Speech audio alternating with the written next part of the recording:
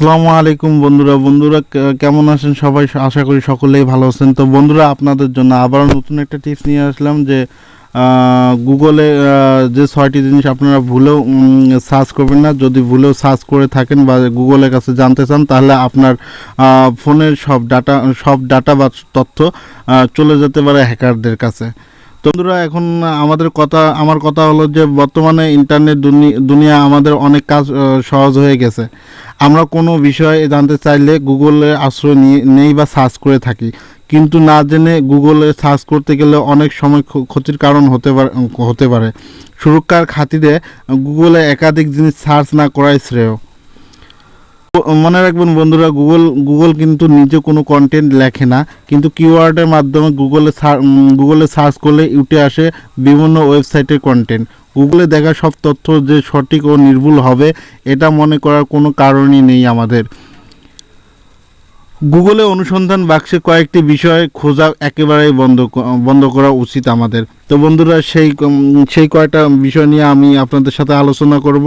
তো বন্ধুরা, ভিডিওটা শেষ পর্যন্ত আপনারা থাকুন, তাহলে আলোচনাটা বুঝতে পারবেন। নাম্বার 1, সঠিক ইউআরএল না জানলে ব্যাংকের নাম করে নেট ব্যাংকিংয়ের জন্য ওয়েবসাইট সার্চ করবেন না।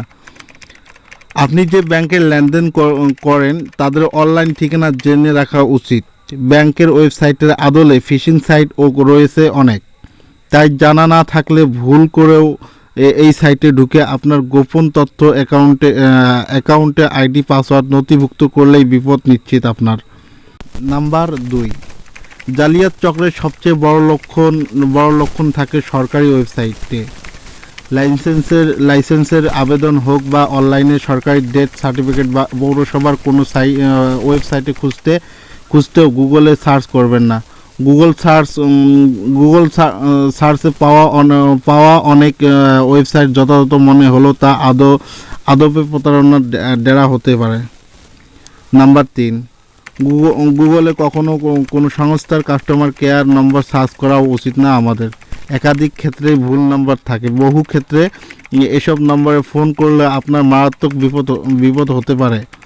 বরং নির্দিষ্ট সাইট কন্ট্যাক্টে গিয়ে কাস্টমার কেয়ারের নম্বর জোগাড় করুন।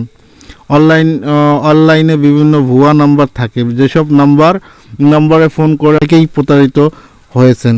নাম্বার 4, কোন রোগের কী ওষুধ জানতে ও গুগলকে ভরসা করা একেবারেই নিরাপদ নয়। মনে রাখবেন, সবসময় রোগীর কী লক্ষণ সে বিষয়ে সঠিক উত্তর দেয় না গুগল।